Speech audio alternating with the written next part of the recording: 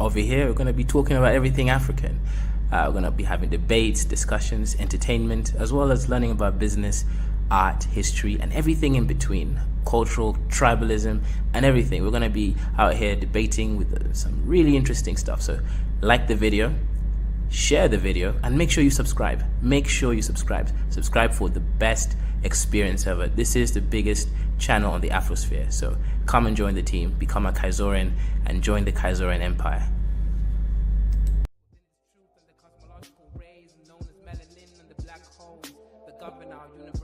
Universally exist within myself, within this premise, and I exist within this bluebird in the sky. I'ma fly like the blue in the sky. I'ma fly like bird in the sky. I'ma fly like bluebird in the sky. I'ma fly like bluebird in the sky. I'ma fly like bluebird in the sky. It's Ghana and started building in Ghana, and now I'm a soul like bluebird in the sky. I'm a soul like bluebird in the sky. I'ma fly like bluebird in the sky. I'ma fight like bluebird in the sky. I'ma eat like bluebird in the sky. I'ma be like bluebird in the sky. I'ma be bluebird in the sky. I'ma be free, bluebird in the sky. I'ma be free like bluebird in the sky. I'ma be like bluebird in the sky. Back again like the second coming. Strumming my vocal cords like the hummingbird in the sky. Y'all can't deny this. Real rap lyrics, it's like I ain't got no rhyming through the sky limit. What is skin tone, shade of color, but a parallel form of frequency like a ringtone on your phone. Melanin expression, tied up in the universe, feeling like God's. Is this really us? Is it serious? Is it really wrong to be diverse? I'm a divergent, immerse myself like an ocean beneath this waves. Be a divergent, born to be different. Indigo child, wild like canary. Born to be a bluebird in the sky, flying high like a bluebird in the sky. I'ma fly high, bluebird in the sky. Yeah, bluebird in the sky. I'ma fly high, bluebird in the sky. I'ma be like bluebird in the sky. I'ma be like bluebird in the sky. Everybody scream bluebird in the sky. I'ma fly high, bluebird in the sky. I'ma be like bluebird in the sky. Yeah, bluebird in the sky. Everybody, bluebird in the sky. I'ma be like bluebird in the sky. I'ma be like bone black, sweet like a berry. Flying high like a canary. Scary with my hoodie on. Hating on my vibe on the street that you be feeling my frequency of the song. But I know that I ain't never ever gonna be ever the same. But I know.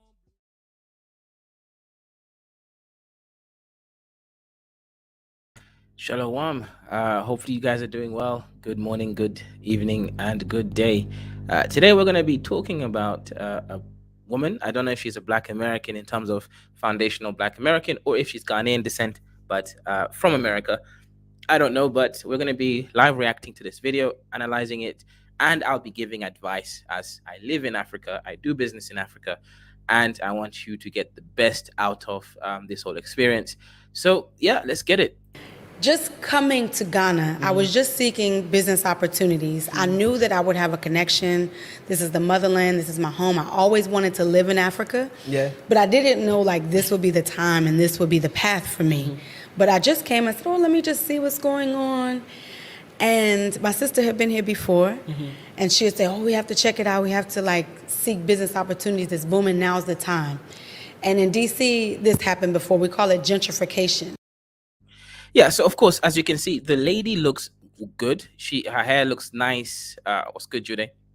Her hair looks nice. The way she speaks is rather eloquent. So this is someone who at least has a couple $1,000s to invest in Ghana. This is not your Dusty coming in here with only $2,000, enough to sustain them for 1 month, and then they have to run with their tails between their legs back to America because their finances are finished. This looks like someone who might succeed in Ghana because they actually look rather they look good, right? So we'll see. Like where prices are low, things are very stable, and people come in who may be very wealthy.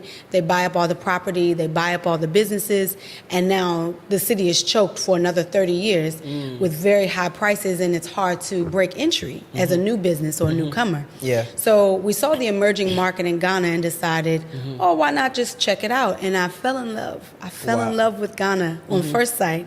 Wow. As soon as I got to the airport, it reminded me so much of my first second home, Jamaica. I knew it. There was something off about her accent. So I don't believe she's a Black American woman, foundational Black American. She sounds like she's Caribbean. There was just a little bit of accent there. That's why I wasn't sure if she was a Ghanaian, diaspora, or if she was a Black American or Caribbean. So makes sense. She says her first, second home, Jamaica, meaning she most likely is Jamaican or at least Caribbean. So at least you got that on the hand, right? This is a Jamaican woman. She's gone to America. Or maybe she was born in America, but she's Jamaican descent.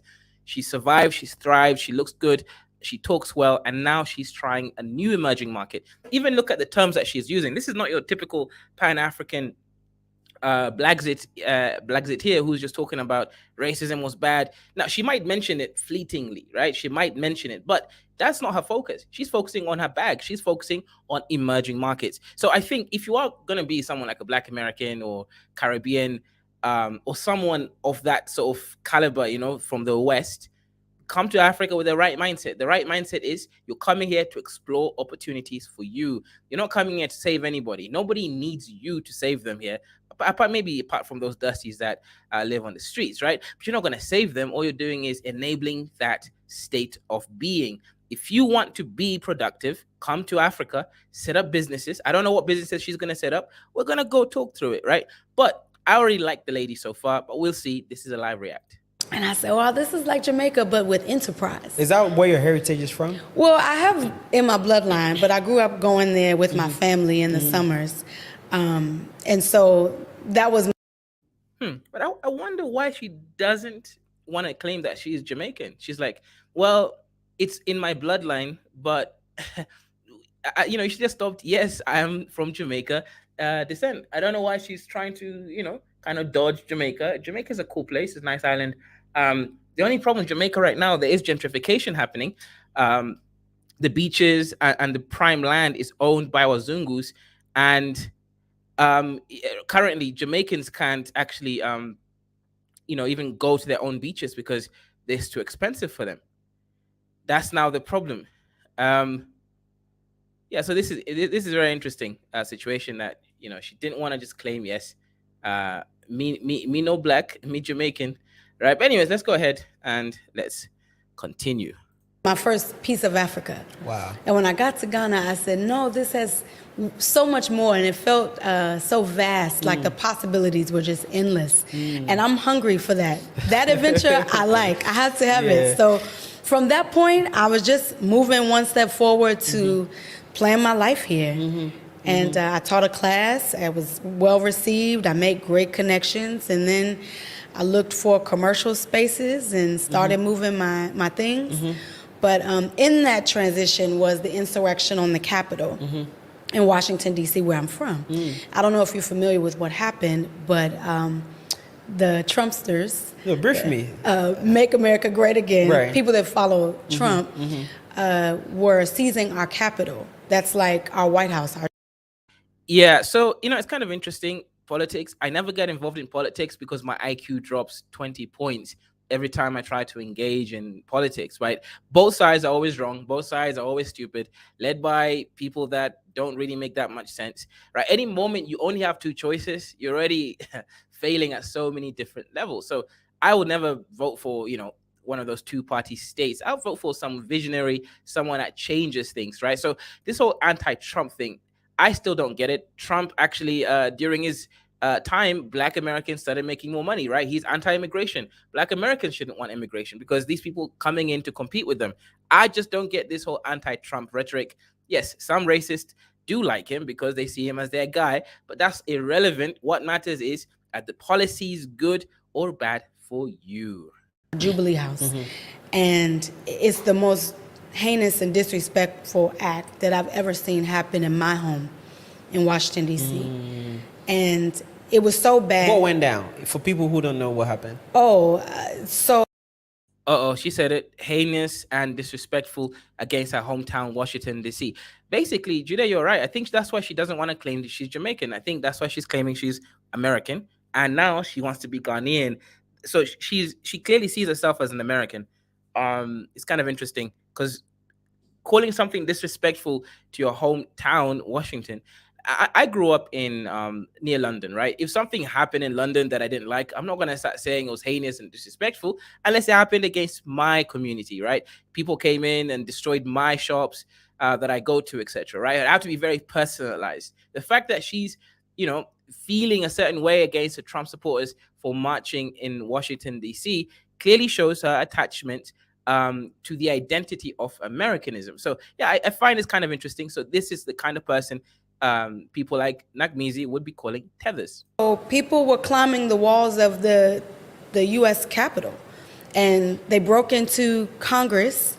They raided it. They did all kind of disgusting and disrespectful things. They hurt people. People went to jail. Some people died. They were just wreaking havoc in protest for their leader at the time, who lost the presidential election. Right. And they wanted to take their country back. These people were white, and they had an agenda. I don't want to get into all the details. It's pretty traumatic for me, actually, because How would that be traumatic for you? You know what? Like I started off the video. I gave the young lady all the benefit of doubt, and I was on her team. I was like, okay, she's an intelligent young woman, and she still is. But emotionally, she doesn't seem like she's where I would assume someone at that level to be at, right? She's feeling a certain way. She's emotionally invested because Trump supporters went to march on Congress. How does that even affect you, right? I don't get it. They didn't come to your hometown. I mean, they didn't come to your specific little town and scare you in that specific little town. They went to the to their head of state. Perhaps you're scared. You thought that they'll take over. I mean, no, I just don't get that part, right? In America, Africans, Caribbeans are looked down by the other races. U.S. told us we couldn't come home. If you're from D.C., don't come home.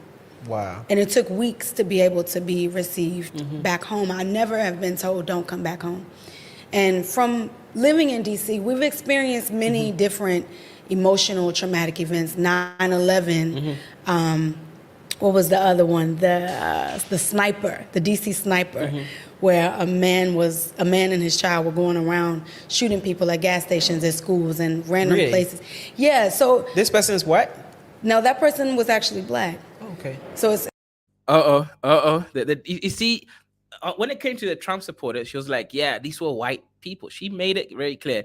Now the DC sniper, I believe it was like an ex-military, Black Lives Matter, going around shooting people. Now she didn't bring up race until the Ghanaian man brought up the race. I'm just saying there's a lot of hypocrisy. That's why I can never take politics seriously. People like this, unfortunately, yeah, you can listen to them when it comes to business, but anything further than that, it's exactly. I'm even thinking it wasn't in DC, but anyways, wasn't it like in was it New York? Let me find out. Right, I'm not American, so don't expect me to know that. But I thought it was like something like New York. Let's see, 9/11 city. September, when is it? Trade Center, right? World Trade Center. Isn't that in New York? Or I don't know. To me, it feels like New York, but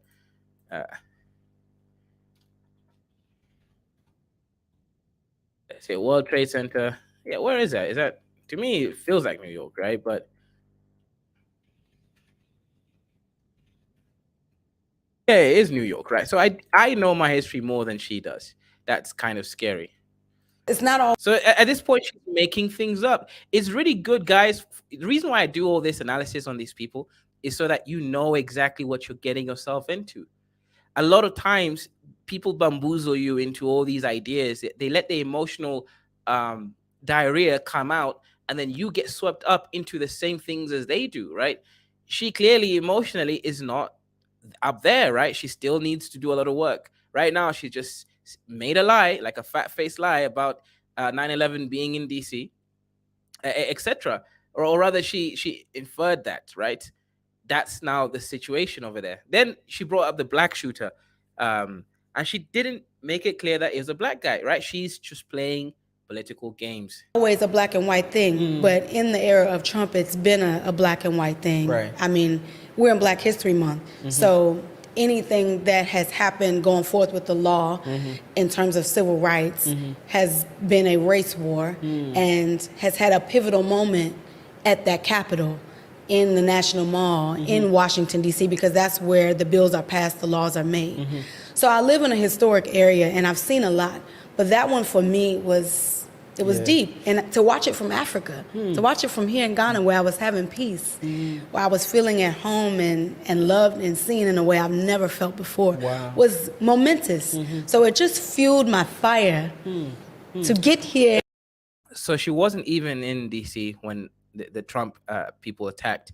Yeah, look, I had high hopes for her, but I'm losing hopes right now. I started off strong. I was like, okay, well-spoken, intelligent, young woman, talking about business, using the right words, but emotionally, again, you got to always analyze these people at whether they're stable, right? Because if you're going to go into business with someone, you need to make sure it's not business based on, oh, we're both black, or we both hate Trump, or we both escaping America's imperialistic hegemony, right? You have to go in business with people who are mentally stable, right? And by mentally stable, I'm not a psychiatrist, right? Or psychologist or any of that. I'm just giving my opinion. I'm a comedian on YouTube who does some educational content occasionally, right? So don't take anything, what I'm saying, as if it's fact, right? But I'm giving my opinion.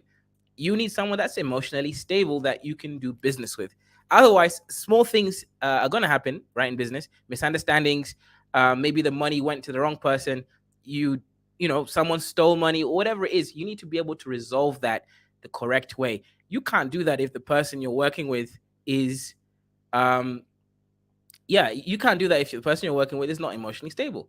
Jude says, the DC sniper was a black guy and his son driving an old school car, had a hold in the trunk of the car shooting people from a... Yeah, that's crazy. That's crazy. This happened during George Bush era. Interesting. So she's even getting the timeline incorrect. Kind of interesting. So she's just mentioning random facts. She probably assumes that this Ghanaian man doesn't know anything about America, so he's not going to call her out. Why did she bring up something that's, above her time, right? Like, she would have been a child at that point. She wouldn't even have known what was going on. Most likely, even if she'd read it on the news, she wouldn't have even been able to deep down what's going on. So, yeah, she's bringing up random facts. And stay. I like that. Let's. I think I find interesting the topic of Washington D.C. That's where you grew up as a child. Yes, that's what my Can parents you walk are through from. your upbringing? How was it like? Where did you, how was it like? Was it two parents in the household? Walk me through your upbringing. Wow. Yeah. So my parents are very special people. I love them so much. Shout out to them. My mother was on radio at Howard University Television for about 21 years. Wow. She's a DC legend. She was one of the first women in radio and in broadcast journalism in Washington, D.C., which was major at that time. She's actually still in that industry now. And my father is a pastor and has been in ministry my whole life, but also started out in broadcast journalism. So I come from a family, a big family, that has major values in God, in serving community, helping others, and being excellent in our craft, and also... Okay, so I got bamboozled, right? She just speaks really well. She's eloquent. And I got bamboozled, right? The great Kaiser got scammed by an Afro-Caribbean from America, right? She sounded good, so I thought, maybe this is an interesting one. But anyways, the video says she was able to buy some properties in Ghana. So even if I'm being a hater, clearly she did something right. So we'll get to that point later onwards, right? We'll see what kind of moves she made in order to be a homeowner or, property owner in Ghana. And just remember, guys, be careful with countries like Ghana. You can't really own land in Ghana because countries like Ghana definitely control, how much you're able to actually own as a foreigner.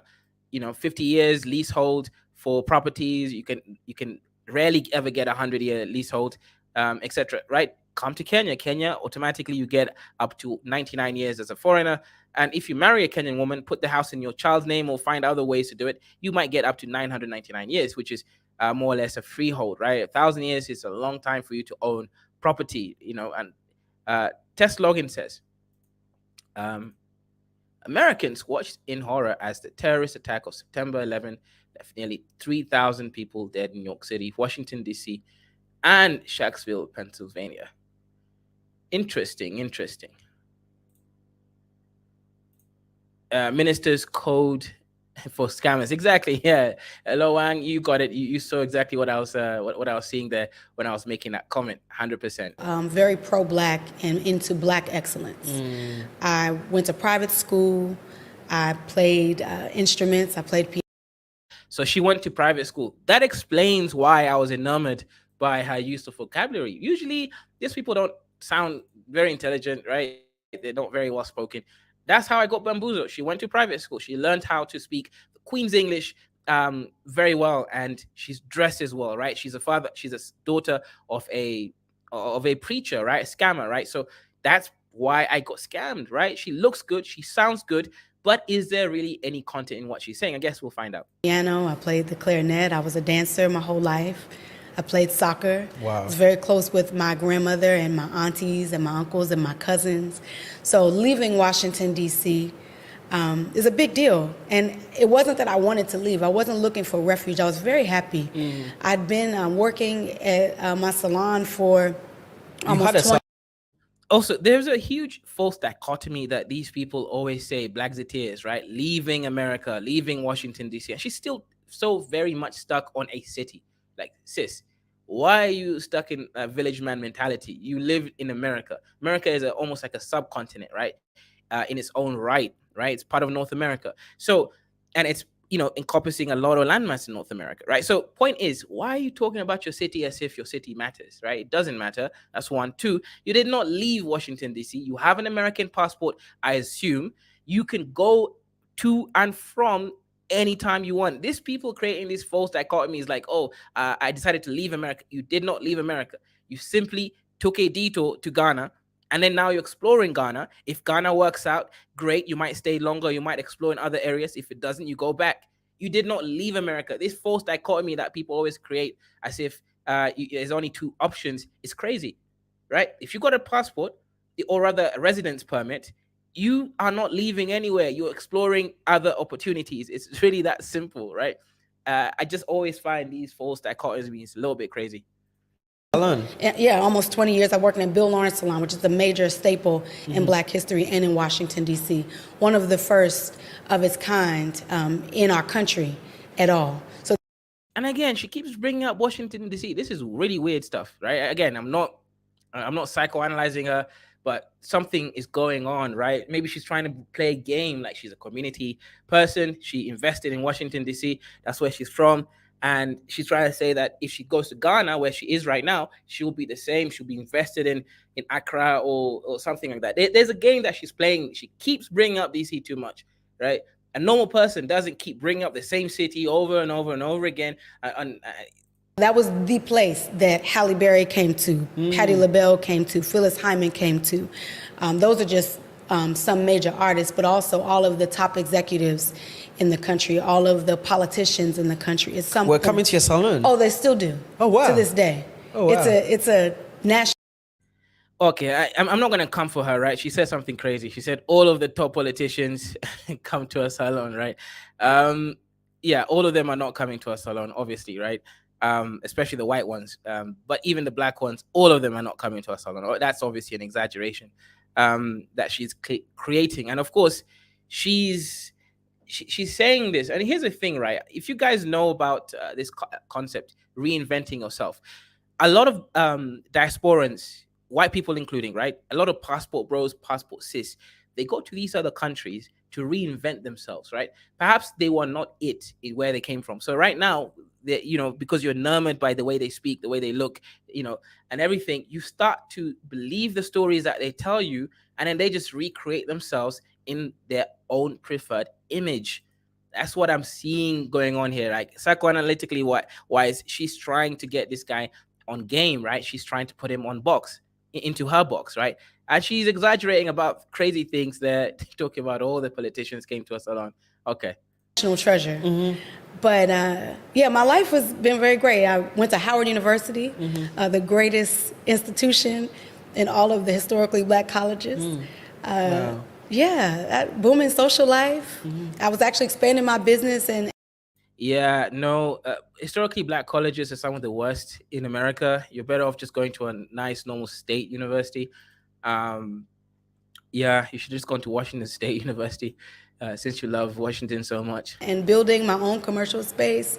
Those were my plans. But I took that money and I came to Ghana and started building in Ghana. And now I own 2 homes. I own a business, and I'm Let's speak about that. in real estate. In 4 years, you've been able. Now, notice, right? Again, we're out here analyzing when people are lying and everything. She says she owns 2 homes in Ghana. Now, generally speaking, business people don't use the word home. And generally speaking, business people don't own homes. They own properties, right? And there's a big distinction between saying you own a home versus a property. A home, when people use the word home, right? Usually they are actually talking about a feeling that they get when they're, discussing that property. It's a house. It's something that they want to live in. Perhaps it's not in the most economically viable area. It's just a piece of property that they feel a certain way about it, right? It's a feeling. But when people talk about owning real estate, they talk about properties, right? For example, if I was to purchase a property, I would purchase some kind of rental unit, right? Perhaps I'll go purchase a 1-bedroom apartment within a high-rise building or mid-rise building, doesn't really matter. And then I'll be able to live in it if I wanted to, or rather I can rent it off if I also don't want to live in it, right? That's a property, right? But she's talking about buying 2 homes. I'm already skeptical about what she's saying. We don't know if she's the truth, but let's go ahead and see what she means by it. Establish your business here, which is the beauty. Brilliant Beauty. Yes. Yes. And owning 2 homes in just 4 years. Yes. How did that whole thing happen? Let's just start from the beginning, from touchdown. People often they see online and they see people acquiring all these properties, doing all these amazing things, but it's not easy. No. You have to go through the process. So just walk me through it. How was it when you touched down in the beginning? Where were you living? Everything. Let's talk about it. Okay, so when I touched down, I was in Airbnbs for a while.